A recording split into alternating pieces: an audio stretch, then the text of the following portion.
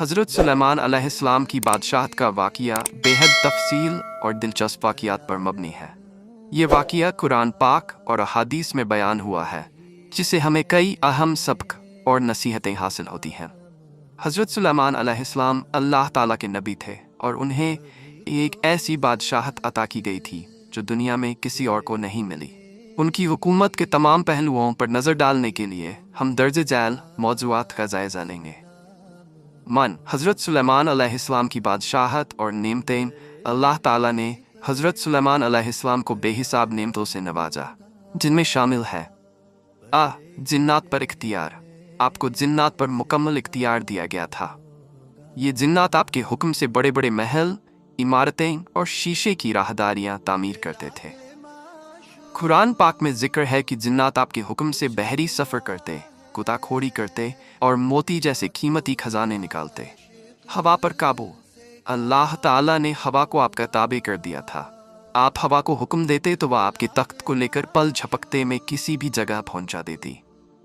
परिंदों की जुबान का इल्म। सुलेमान अलैहिस्सलाम को परिंदों की जुबान समझने और उनसे बात करने की सलाहियत दी गई थी।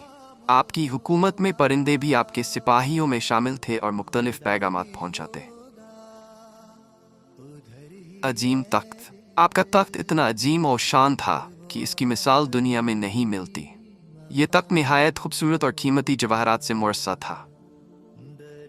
हुदहुद और मलिका बिल्कीस का वाक़िया। ये वाक़िया सूरह नमल में तफसील से बयान हुआ है। एक दिन हज़रत सुलेमान अलैहिस्सलाम ने अपने लश्कर का मुआयना किया तो हुदहुद गैर हाजिर था। जब हुदहुद वापस आया तो उसने सबा की कौम और उनकी मलिका बिल्कीस की खबर दी। हुदहुद ने बताया कि ये कौम सूरज की परस्तिश करती है और अल्लाह की इबादत नहीं करती। हज़रत सुलेमान का खत। हज़रत सुलेमान अलैहिस्सलाम ने हुदहुद के ज़रिए एक खत मलिका बिल्कीस को भेजा, जिसमें उन्हें इस्लाम कबूल करने और शिर्क से बाज आने की दावत दी गई। खत का मतन निहायत हकीमाना था। यह सुलेमान की तरफ से है और यह अल्लाह के नाम से शुरू होता है, जो मेहरबान और रहम करने वाला है। मलिका बिल्कीस का रद्द अमल।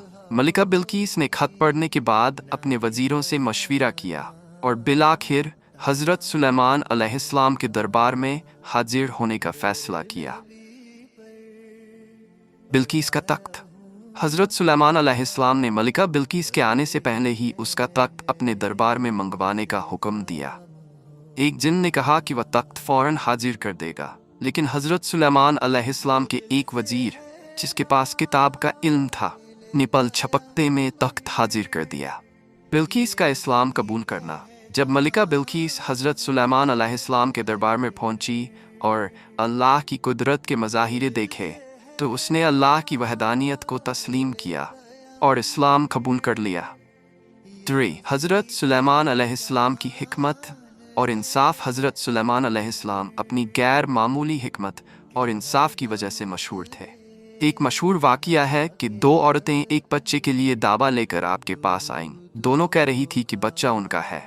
हज़रत सुलेमान अलैहिस्सलाम ने अपनी हिकमत से मामला हल किया और फैसला किया कि बच्चा उस औरत को दिया जाए जो उसके लिए ज़्यादा मोहब्बत और कुर्बानी का जज्बा रखती थी।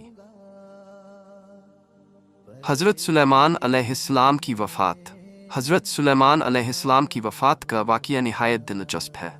आप एक दिन इबादत में मशगूल थे और असा पर ठेक लगाए खड़े थे। अल्लाह ने आपकी रूह कब्ज कर ली, लेकिन आपका जिस्म उसी हालत में रहा। जिन्नात ये समझते रहे कि आप जिंदा हैं और मुसलसल काम करते रहे।